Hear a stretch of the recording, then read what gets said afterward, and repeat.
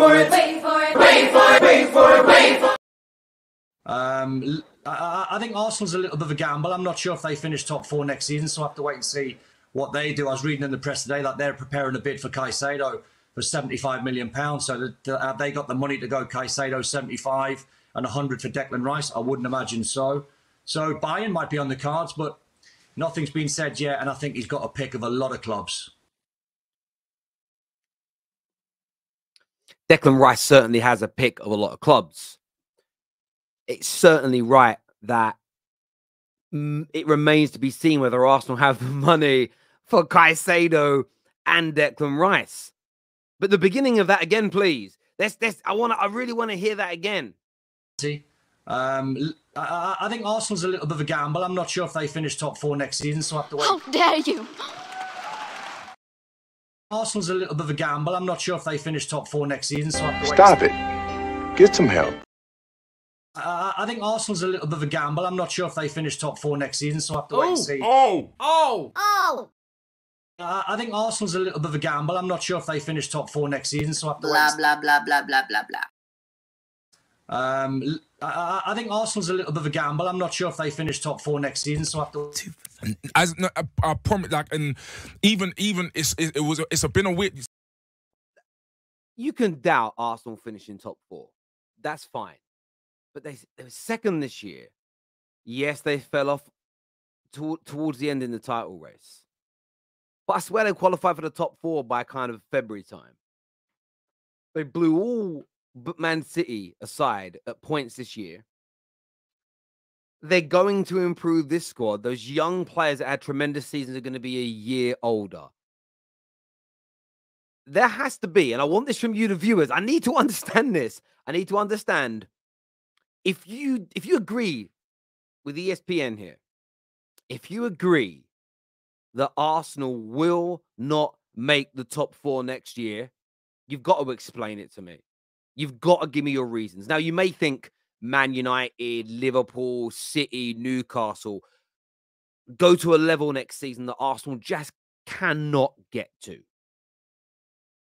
That's it. I don't believe that any of you, especially in the Football Terrace community, believe that Arsenal are going to suddenly become a mediocre team again next year. The only way I think they can go backwards is if they don't sign players like Declan Rice and Caicedo and that ilk in various positions on the pitch. I couldn't believe. Someone sent me this clip this morning, and I listened to it about 4 times. Did I mishear it? Did I have earwax? I was cleaning my ears out, cotton buds in the bathroom to see whether it was me. I'm ringing up. What do you even call? Who do you even call to have your ears tested? I know where you go for your eyes. You go to an optician. You got sore teeth. You go to a dentist. What do you do for your ears? I don't even know. I'm going to have to get that done because that blew my mind. For me, there are certain clubs in England. Man United are one of them. The hate is so true. It was Frank Leboeuf said it on ESPN earlier on this season. Let's be honest, guys. We all hate Manchester United. I think there's a lot of that for Arsenal as well. Because right now, your predictions have to be based on what we know. And Arsenal are the second best team in England. Based on the windows everybody else has, what preseason looks like, your mind might change. But right now, nobody knows. So say that you don't think Arsenal are going to get top four, and they didn't challenge the man. They just let him say it. Crazy to me. The punditry needs to be put on notice. Get outside. Get outside and touch some grass. Oh, my God! I know you don't deserve much in sport and life, but the way they've played over the last number of years, obviously Pep's been there 7 years now, 6 titles, and they're just... If he wins this one, then it's hard. It's a hard question. Wenger, Fergie, Pep. Does Pep go down as the best if he wins this one?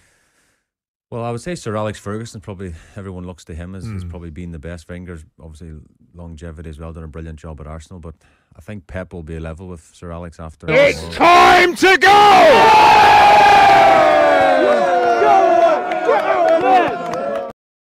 With Sir Alex after tomorrow if he picks this up. See, this is the thing. I would understand that argument if you're saying that Pep's overall career is equal to Fergie's. The problem that you've got is the standards change all the time. Standards change all the time. Because Sir Alex Ferguson has got 49. 49, I will add, trophies. Okay.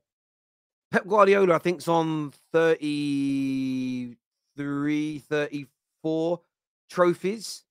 Something along those lines, about 34. And he is closing in. He is genuinely closing in on on Fergie. In terms of England, which is what that conversation's about, so let's not take it outside the context. Fergie has 13 Premier League titles and 2 Champions Leagues and 3 European Cups, including the Cup Winners' Cup, since he was at Manchester United. More FA Cups as well. I think League Cups is the only area that Pep leads him in.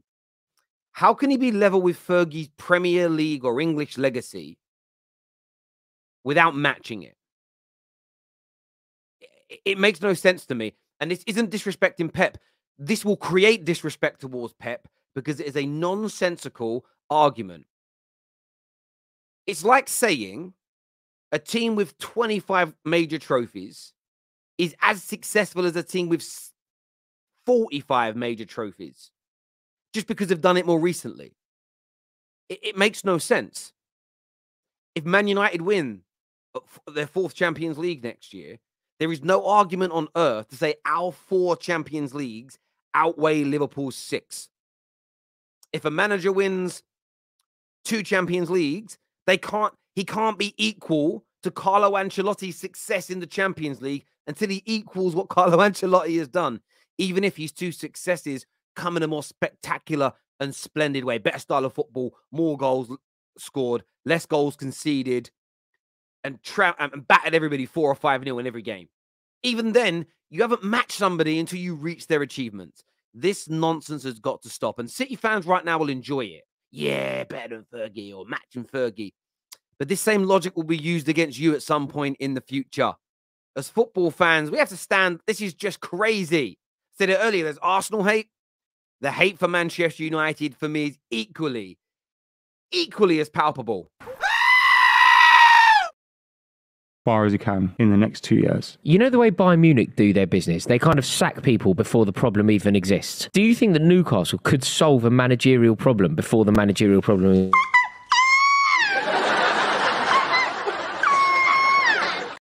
Do you think that Newcastle could solve a managerial problem before the managerial problem exists? What, next season, sack him? Sack him now. Who is it? I'm not saying who. I just mean no, but you are right, but I think you have to. The reason I say you have to have a name at this point. Yeah, no, I mean we're suggesting something that should be done in the next couple of weeks. The Mourinho's of this world. So basically, no.